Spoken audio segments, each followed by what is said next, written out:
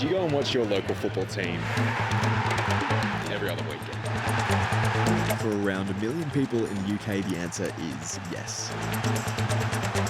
Up and down the country, home and away, Premier League down to Sunday League. And while the upper echelons of England's football pyramid continue to garner global attention, it's worth noting that outside of the Football League, there are some incredible things happening. Like the 6th tier club that recently made it to the 5th round of the FA Cup, or the 7th tier club with a social media presence worthy of the Premier League, or the crowds all over the country growing at an unprecedented rate. Now, I know I'm not the first to romanticise non-league football, but it's never quite looked like this. It's the heartbeat of football in this country. I think it's where the real soul of the game is. So why is football further down the pyramid thriving? And what does the future look like? Okay, so I really wanted to dive into this topic off the back of a couple of non-league games I went to recently. One at Bromley in the 5th tier and one at Enfield Town in the 7th. I've watched football all over the place, but until now, never English non-league. Affordable tickets, entertaining football, and just generally a good time. You can even have a beer while watching the match, which is not common in England. It did leave me thinking, hang on, if there are this many people at football matches this far down the pyramid in the dead of winter, just how big is non-league? So I went down a rabbit hole, reading, researching, trying to wrap my head around it. Okay, so I have been looking into average attendances in non-league, and I'll be honest, the numbers have surprised me. This is the average attendance of England's top leagues before and after COVID. Now, the National League doubled largely thanks to Wrexham's rising crowds after their takeover, but even with the Welsh club now being back in the Football League, there are 3 clubs this season alone with an average attendance good enough to be in the First Division in Portugal, the Netherlands, or Scotland. But what's even more impressive to me is the sheer amount of clubs even further down the pyramid that have seen their attendance basically double in the last 10 years, and some plenty more than that. I mean, look at this. Dulwich Hamlet 10 years ago averaging around 600 per game, and now more than 3 times that. Now, of course, it's far cheaper to attend than your top levels, but what else is drawing so many people? To find out a little bit more, I reached out to Matt Badcock, editor-at-large at the non-league paper. Pre-pandemic, we'd certainly get lots of sort of letters into the paper and things of, how people sort of discover their local club that's often kind of 5 minutes from their doorstep. And I kind of think people were realising that when they go to their local non-league ground and they hand over £10 at the gate, that £10 actually really matters.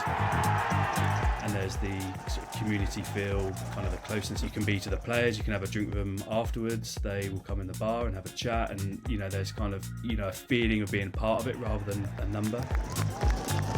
The post-pandemic, giving them their live football fix, but they also realise, and actually I quite like this because the football's actually pretty good, the technical quality.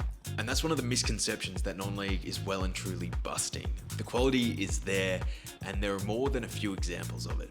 Jamie Vardy is one of the most obvious ones. I remember when he was coming through in non-league, it took off even more before getting his move to Leicester, and he was unbelievable that year. But we did a piece with him a few years before that, and we had a picture of him. We had to ring him up and check that it was him, kind of thing. Just make sure we've got the right picture of you. And Did you know then that he was? I don't think. Yeah, you don't think you sort of ever know the way he played back then is kind of the way he played now. Sort of that kind of same sort of style. Hundreds of players who were ex-Premier League academy prospects, mixing it with hundreds of players hoping to climb up the ranks. There's players all the time, and I think the ones who really see how good you have to be to even compete at these levels, and I think it's huge for so many of them. And that quality was on show as 6th tier Maidstone defeated Championship flyers Ipswich away to qualify for the 5th round of the FA Cup. In my mind, I was going to write a nice colour piece about what a great run they've had and getting back to concentrate on the league, and that was probably the big mistake, was not believing like they did. The quality that's got better at that top level, and how the bar's been raised at the Premier League level, has sort of pushed a lot of good players down. So I think that's improved the sort of standard. Yeah, one of the sort of highlights since I've been covering the paper. I've seen quite a few cup shocks, and that one's right up there. It was amazing. Now, there's no doubt that results like this are a huge part of why we all love football, but the rate at which non-league football is growing does have to raise questions about sustainability.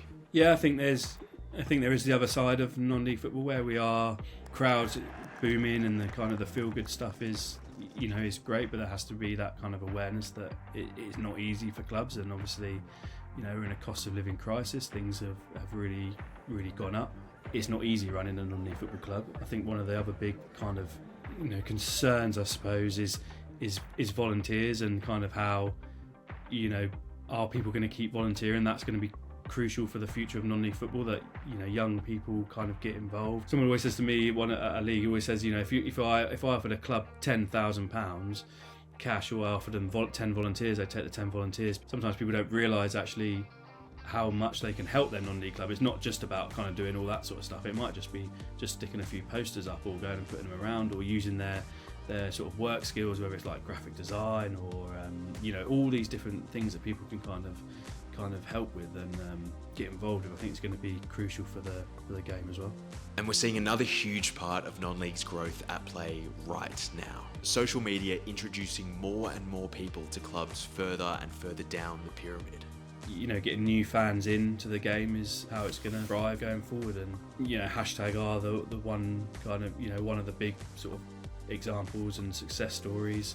Dorking are kind of one as well. Farnham Town at Step 5, they've been doing lots of YouTube stuff, and their crowds have gone through the roof as well. I mean, winning football helps as well. When I started at the paper in the summer, we'd kind of we'd do a page where we'd have every club in a certain division, sort of like a little update each week, and some clubs you couldn't find anything about because there wasn't anything out there because it was just shut down in the summer, whereas that just doesn't happen now. The whole media has completely changed, and it goes beyond kind of the traditional sort of non-league football follower as such. How do you see the future of non-league football?